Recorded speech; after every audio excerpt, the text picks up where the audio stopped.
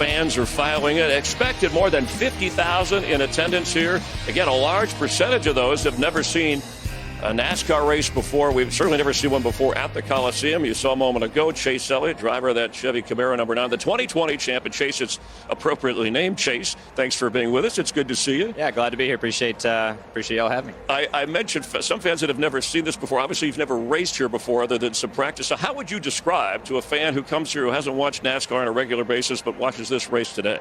Well, this is different for sure. Definitely not the norm, but I've told a lot of people, honestly, huge props to NASCAR. This was a massive leap of faith, I feel like, for our industry to just even have the nerve to come and attempt to put this on, and then to do it in the manner that they've done it. I have been absolutely nothing but just impressed with the whole deal, from the way the racetrack was built to logistics of practice yesterday, qualifying last night. Just the whole deal, I feel like, has been done top notch, and I'm thrilled to be here and thrilled to be a part of it. Chase, I want to know, once you got here, once you got on the racetrack, how did your mindset change once you finally made some laps around there, knocked off all of those, what-if scenarios? What did you think? Where did your mind take you once you made those laps? I mean, the track's small, don't get me wrong, but, the straightaways are actually pretty long, and they have some length to them. The straightaway, I don't feel like is much shorter than like a Martinsville to me. The corners are certainly sharper. I think the biggest thing that had me probably the most confused yesterday was just last night and getting through qualifying, trying to get heat in the tires, and we are still racing on a new surface, and with new surface comes tires that want heat. You typically go faster the longer you go, which is not typically the case for qualifying. So our practice pace was faster than the pole was last night, and those are things you just don't typically see. So but overall, it's been a blast. Everyone I've talked to has just been having fun, and that's exciting to see. I feel like our garage needs that, and I think all the people here need it. And when we're having fun, everybody here is going to have fun. It was certainly fun to watch you slip and slide around. Probably, I know that qualifying session wasn't all that fun, but man, it was a blast to watch. Well, now you got qualifying out of the way. Start outside front row of your heat race. What are your thoughts on the start of this heat? Yeah, I'm going to be probably as bum-fuzzled as anyone when it comes down to it. But, starting on the outside, I don't 100% know what to expect. No one has really had to run in the second groove. And I think as also having a restart with the sequential shifter is going to be something new. I know we're only running in, second gear, but it is going to be different.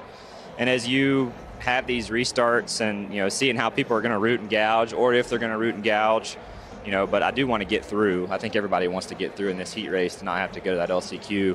So that's certainly a point of interest of mine, and I think our Napa Chevy's been good enough to do that. So try to not mess it up on my end. And with these heat race formats, Chris, I mean, if third heat race you're in, if you can win that heat race, that's pretty much a catbird seat. Third place, right ahead of the leader, right behind the leader. That's a good place to be, a safe place to be starting that race, I would think. I completely agree, and I'm really curious. I'm going to definitely be watching the first two heat races while I'm up there stage, just to see how the outside lane, A, launches, and then B, can either hang on and get back in line. I'm a little concerned about how long that's going to take, or if it's even going to be possible. So I'm going to pay close attention to that, and hopefully have a game plan for that third one when it rolls around. It's amazing. These are America's best drivers, and you're still kind of learning on the fly here. I know race fans, they love three things jump out, and even some that have just heard about it. They say, hey, we want good racing. We love it when the cars bump into each other, as long as everybody's safe. And then we like it when you guys get the temper and you start getting mad at each other. You think we'll see some of the back half of that today? I know we're going to see great racing.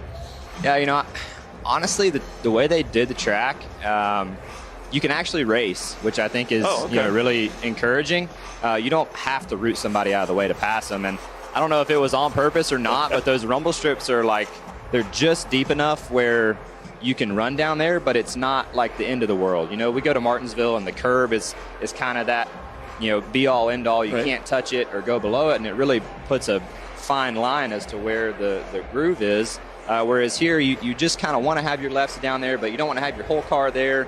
But if you do end up having to run down below that, that white line, it's not the end of the world. Right. So Yeah. it actually became a pretty good balance, I feel like. We call them speed bumps. What do you call them? Rumble strip? I Whatever. call it an option. strip, That's what I whatever. call it. Take it or leave it. That's All right. right. America's most popular driver is voted by the fans. Take a look at this as this mural here. I mean, you're right. They put, Kobe Bryant's been on some of these before, obviously Ram players, but the Clash at the Coliseum, this is in L.A. Bubba Wallace, part of the Michael Jordan, the 23-11 team. You have your own mural, your own nice to have your own mural out here. mariachi Hollywood. You've got Hollywood on it. Come on, man. You Yeah, I rolling don't it know out what's- for you, baby. I don't know what's gotten into him with all that, but this event is exactly that. It's an event, and I've told a lot of people, this place is going to be packed here in just a little while. And I think this is the type of event racing on four wheels needs. We see this with Supercross and some of the other events that go on here in the States and worldwide.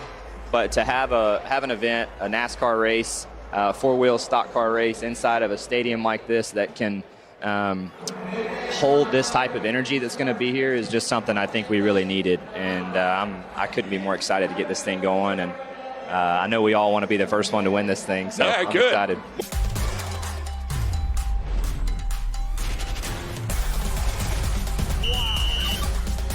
That's incredible.